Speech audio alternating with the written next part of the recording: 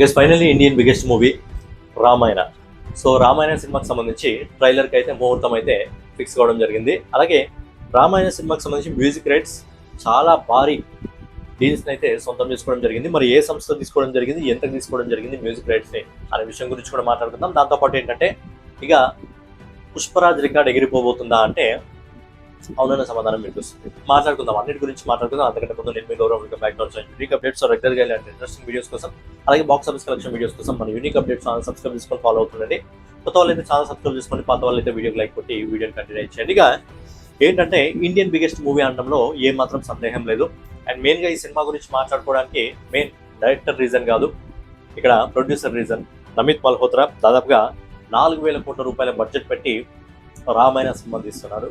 So ఈ cinema story మనకు తెలిసిందే, మనం చిన్నప్పటి నుంచి చూసుకుంటూనే వస్తున్నాం.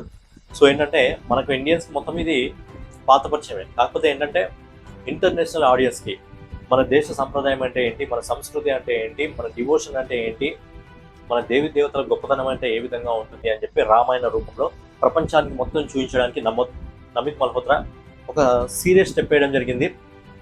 కొంచెం అటు ఇటు అయినా నమిత్ మల్హోత్రా ఏకంగా పాతాళంలోకి వెళ్ళిపోవడం జరుగుతుంది. కొంచెం అటు ఇటు అయినా పాతాళంలోకి వెళ్ళిపోవడం జరుగుతుంది. ఎందుకంటే దాదాపుగా 4,000 కోట్ల రూపాయల భారీ బడ్జెట్తో ఈ సినిమా చేయడం జరుగుతుంది. మరొక సినిమా తీయడానికి అంత భారీ బడ్జెట్ అవుతుందా అంటే హాలీవుడ్ సినిమాలకైతే అవుతుంది, బట్ మన ఇండియన్ సినిమాలకు అవుతుందా అంటే రామాయణం చూస్తే అవుతుంది అనిపిస్తుంది. మరి అంతగానం నిజంగా 2 పార్ట్లకు ఖర్చు అవుతుందా అంటే అంతగానం ఖర్చు కావట్లేదు. బేసిక్గా ఏంటంటే పార్ట్ 1కి 800 కోట్లను ముందు చెప్పడం జరిగింది, పార్ట్ 2కి 900 కోట్లు అని చెప్పడం జరిగింది. అంటే యావరేజ్గా 2 సినిమాలకు కలిపి 1,700 కోట్లు మాత్రమే అవుతుంది. మరి మిగతా బడ్జెట్ అంతా ఎక్కడ పోతుంది అంటే టెక్నాలజీయా సో దానికోసం పోతుంది అనమాట. ఎక్కడ పోతుందంటే బేసిక్గా మన ఇండియాలో మనం పాన్ ఇండియా సినిమాలు తీసినప్పుడు ఏం చేస్తాం, దాన్ని డబ్బింగ్ చేస్తాం. సో ఇక్కడ కూడా ఇంటర్నేషనల్ వైజ్గా ఇప్పటికున్న రిపోర్ట్ ప్రకారం ఏంటంటే దాదాపుగా 140 దేశాల్లో ఈ సినిమాను రిలీజ్ చేయడం జరుగుతుంది. మన ఇండియాలోనే తెలుగు మాట్లాడే వాళ్ళు ఉన్నారు, హిందీ మాట్లాడే వాళ్ళు ఉన్నారు, తమిళ్, కన్నడ, మలయాళం, బెంగాలీ, ఇన్ని లాంగ్వేజ్లో ఏంటంటే డబ్ చేస్తాం. సో ఇక్కడ కూడా ప్రపంచంలో ఇన్ని దేశాల్లో రిలీజ్ చేస్తున్నప్పుడు కొంతమంది చైనీస్ ఉంటారు, కొంతమంది జపనీస్ ఉంటారు, ఫ్రెంచ్ వాళ్ళు ఉంటారు, ఇంగ్లీష్ మాట్లాడే వాళ్ళు ఉంటారు, మిగతా భాషల వాళ్ళు ఉంటారు. సో మిగతా భాషల వాళ్ళందరూ ఉంటారు కాబట్టి ప్రతి దాంట్లో డబ్బింగ్ చేయడం కష్టం కాబట్టి సో ఏంటంటే సింపుల్గా వాళ్ళు ఒక టెక్నాలజీని యూజ్ చేస్తున్నారంటే టెక్నాలజీ ఏంటంటే మనం మాట్లాడేటప్పుడు చూసే ప్రేక్షకులు ఎవరైతే ఉన్నారో వాళ్ళు ఏ లాంగ్వేజ్ నుంచి చూస్తే లిప్ మూవ్మెంట్ అనేది ఆ లాంగ్వేజ్లోకి కనిపిస్తుంది. అంటే లిప్ మూవ్మెంట్ అనేది ఆ లాంగ్వేజ్లో ఏం మాట్లాడితే లిప్ మూవ్మెంట్ అలాంటి మూవ్మెంట్ వచ్చేస్తుందంట. అలాంటి టెక్నాలజీని దీనికోసం వాడడం జరుగుతుందంట. అందుకే ఇంత భారీ బడ్జెట్ అవుతుంది. దాంతోపాటు 7 సార్లు 8 సార్లు ఆస్కర్ అవార్డు అనుకున్న డెనెక్ సంస్థ వెనకాల ఉంది కాబట్టి ఇందుకే ఇంత భారీ బడ్జెట్ అవుతుంది, 4,000 కోట్ల రూపాయలు. అందుకే చెప్పాను ఏంటంటే కొంచెం అటు ఇటు అయినా నమిత్ మల్హోత్రా పూర్తిగా పాత్రలోకి వెళ్ళిపోవడం జరుగుతుంది. ఆయన వాళ్ళ దగ్గర డబ్బులు బాగానే ఉంటాయండి. 4,000 కోట్లు పెట్టారంటే ఇంకో 4,000 కోట్లు ఆయన పెట్టగలడు. సో అంటే ఏదేమైనా ఇది మన సంస్కృతి, మన సంప్రదాయాన్ని మొత్తం ప్రపంచానికి పరిచయం చేయడానికి రామాయణం తీసుకురావడం జరుగుతుంది. మరి ఇక లేట్ చేయకుండా ఈ సినిమాకి సంబంధించి మ్యూజిక్ డీల్స్ గురించి మాట్లాడుకున్నట్టే బేసిక్గా మ్యూజిక్ డీల్స్ టార్గెట్ ఎంత పెట్టుకోవడం జరిగిందంటే మేకర్స్ 100 కోట్ల రూపాయలు పెట్టుకోవడం జరిగింది. కానీ టీ సిరీస్ ఏమో 60 కోట్ల రూపాయలు చెప్పడం జరిగింది, సోనీ పిక్చర్స్ ఏమో 70 కోట్ల రూపాయలు చెప్పడం జరిగింది. సో రెండింటికి కూడా అని చెప్పి మేకర్స్ అనడం జరిగింది. సో ఫైనల్గా ఏంటంటే 75 కోట్ల రూపాయలకు ఫైనల్గా టీ సిరీస్ తీసుకోవడం జరిగింది. సో టీ సిరీస్ ఎక్కడ కూడా వెనక్కి తగ్గదు, మ్యూజిక్ రైట్స్ విషయంలో అస్సలు వెనక్కి తగ్గదు. ఎందుకంటే వాళ్ళ దగ్గర మస్తు పైసలు ఉన్నాయి టీ సిరీస్ దగ్గర, భూషణ్ కుమార్ దగ్గర. సో ఏంటంటే ఎక్కడ కూడా తగ్గదు. ఎందుకంటే నెక్స్ట్ వచ్చే స్పిరిట్ కి ప్రొడ్యూసర్ ఆయనే, ఎనిమల్ పార్క్ కి ప్రొడ్యూసర్ ఆయనే, తర్వాత బన్నీ సినిమా అంటే సందీప్ రెడ్డి వంగ దగ్గర నుంచి ఏవైతే సినిమాలు వస్తున్నాయో అన్నింటికి ప్రొడ్యూసర్ భూషణ్ కుమార్ కాబట్టి వాళ్ళ దగ్గర పైసలకు ఏమాత్రం తక్కువ ఉండదు. సో ఫైనల్లీ 75 కోట్ల రూపాయలకు రామాయణకు సంబంధించిన మ్యూజిక్ రైట్స్ తీసుకోవడం జరిగింది. ఇప్పటివరకు ఇండియాలో మ్యూజిక్ రైట్స్ ఏమైనా ఎక్కువగా సేల్ అయిందా అంటే అది రామాయణనే, 75 కోట్ల రూపాయలు.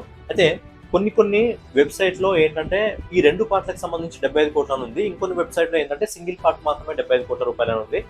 సో ఒకవేళ సింగిల్ పార్ట్ అయితే మంచి డీల్ అని చెప్పుకోవచ్చు, ఒకవేళ 2 పార్ట్లు అయితే నార్మల్ డీల్ అని చెప్పుకోవచ్చు. ఎందుకంటే ఆ తర్వాత పొజిషన్లో ఏదంటే దురంధర్ పార్ట్ 2 ఉంది. దురంధర్ పార్ట్ 2కి సంబంధించిన మ్యూజిక్ రేట్ దాదాపుగా 58 కోట్ల రూపాయలకి సేల్ కావడం జరిగింది. తర్వాత పుష్ప 2 ఉంది, పుష్ప 2కి సంబంధించిన డీల్స్ అనేది 55 కోట్ల రూపాయలకి సేల్ కావడం జరిగింది. సో ఏంటంటే 2 పార్ట్లు అంటే అంత మంచి డీల్ కాకపోవచ్చు, సింగిల్ పార్ట్ అయితే మాత్రం మంచి డీల్ అని చెప్పుకోవచ్చు.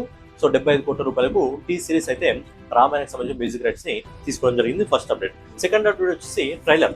ఇంతకుముందు ట్రైలర్ ఒకసారి రిలీజ్ కావాలి, కానీ ట్రైలర్ అప్పుడు పోస్ట్ పోన్ అయింది. ఎందుకు పోస్ట్ పోన్ అయింది అంటే అది ఒక స్ట్రాటజీ ప్రకారం పోస్ట్ పోన్ చేశారు, మేకర్స్ కాదు, సోనీ పిక్చర్స్ వాళ్ళు. ఎందుకంటే రామాయణకు సంబంధించిన డిస్ట్రిబ్యూటర్ని ఓవర్సీస్ మార్కెట్లో సోనీ పిక్చర్ వాళ్ళే చూసుకోవడం జరుగుతుంది కాబట్టి వాళ్ళు కావాలని ఈ సినిమాకి సంబంధించిన ట్రైలర్ని పోస్ట్ పోన్ చేయించారు. ఎందుకు అంటే రేపు విడుదల కాబోతున్న Spiderman brand new day ఆ సినిమా కూడా ఇండియాలో బుకింగ్స్ లో ఆధారపడుతుంది. ఇప్పటికీ 25 కోట్ల రూపాయలు దాటడం జరిగింది. దాని గురించి సపరేట్ ఒక వీడియో చేసుకుందాం. అండ్ ఓవర్సీస్ మార్కెట్ లో కూడా దుమ్ము దులిపేస్తుంది. ఫస్ట్ వీక్ టార్గెట్ వాళ్ళు 7,500 కోట్లకు పైగా వసూలు చేయాలని చెప్పి వాళ్ళు టార్గెట్ పెట్టుకోవడం జరిగింది.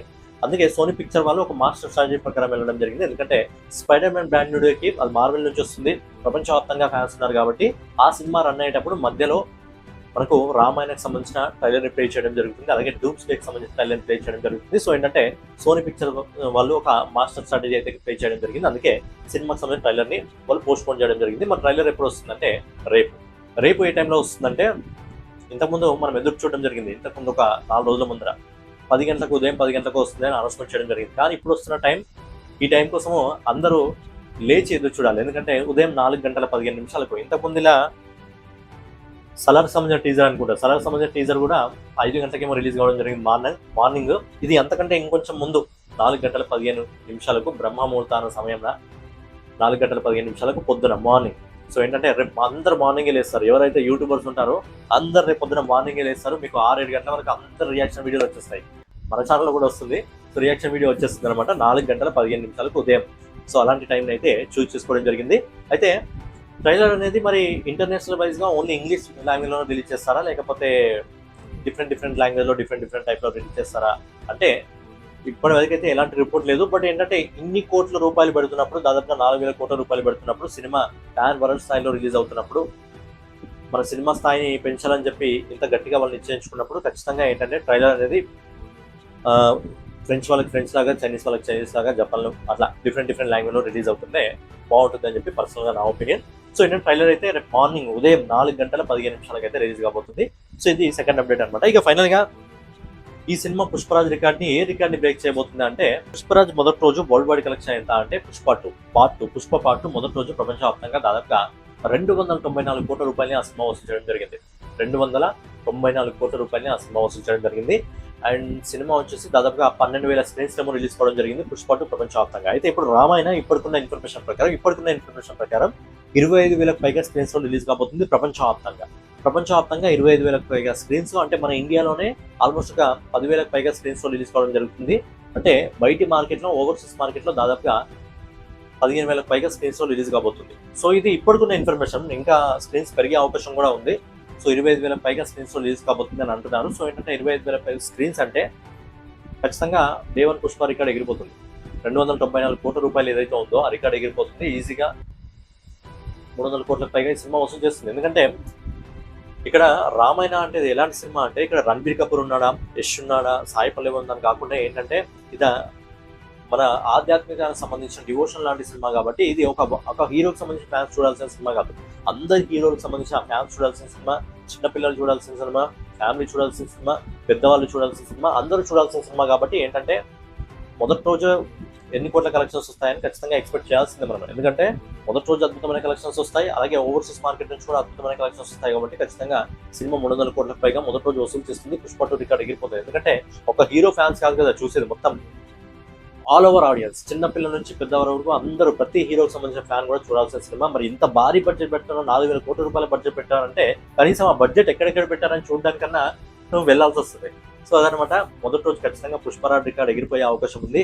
అండ్ ఈ ఇయర్ 300 కోట్లకు పైగా వసూలు చేసే సినిమా ఏదైనా లిస్ట్ లో ఉందంటే ఖచ్చితంగా రామాయణ ఉంది. అలాగే టాక్సిక్ కూడా వస్తుంది అనుకోండి. బట్ టాక్సిక్ 300 కోట్ల వరకు మరీ వెళ్ళలేదు, వెళ్తుంది ఒక 200 కోట్ల పైన వసూలు చేస్తుంది. బట్ 300 కోట్ల వరకు వెళ్ళాలంటే మొదటి రోజు కష్టమే. అండ్ టాక్సిక్ లో మన యష్, ఇందులో కూడా రామాయణలో కూడా యష్ ఉన్నాడు. ఆ లీక్ అయిన ఏదైతే ట్రైలర్ ఉందో అందులో లీక్ అయిన ట్రైలర్ యష్ ఆవరా చూస్తే నిజంగా వేరే విధంగా ఉంది. ఇక్కడ రణబీర్ కపూర్ కోసం ఎంతమంది చూస్తారో తెలియదు, కానీ యష్ కోసమే చాలా మంది థియేటర్కి వెళ్ళే అవకాశం ఉంది.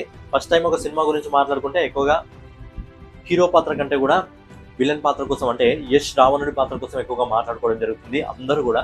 సో అలాంటి ఔరా అనేది ఆ లీక్ అయిన ట్రైలర్లోనే కనిపించడం జరిగింది. మరి ఆ ట్రైలర్ అనేది పర్ఫెక్ట్ గా మన కళ్ళ ముందుకు వస్తే మన ట్రైలర్ లో యష్ ఔరా అనేది ఏ విధంగా ఉంది, మరి అంతకుముందే టాక్సిక్ తో ఒకసారి మనకు ప్యాన్ వరల్డ్ వైజ్ గా పరిచయం అవుతాడు ఆల్రెడీ టాక్సిక్ తో.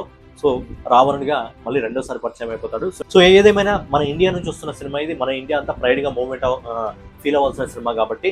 సో రామాయణ సినిమా మొదటి రోజు అద్భుతమైన కలెక్షన్స్ సొంతం తీసుకోవాలి. ఏదైతే వీళ్ళు బడ్జెట్ పెట్టడం జరిగిందో ఆ బడ్జెట్ వరకు వసూలు చేస్తుందా లేదా అనేది ఎగ్జాక్ట్లీ మనం చెప్పలేం, కానీ సినిమా మంచి పేరు తెచ్చుకోవాలి ప్రపంచవ్యాప్తంగా. మన సంస్కృతి, మన సంప్రదాయం, మన భారతదేశ గొప్పతనం ఏంటి అంటే ప్రపంచానికి మొత్తం తెలియజేయాలని చెప్పి మనం కూడా కోరుకుందాం. సో రామాయణ సినిమా కోసం ఎంతమంది వెయిట్ చేస్తున్నారని ఖచ్చితంగా మీ ఒపీనియన్ కామెంట్ రూపంలో తెలియజేయండి. మరో వీడియోలో మళ్ళీ కలుసుకుందాం. జై హింద్, జై భారత్, నమస్తే.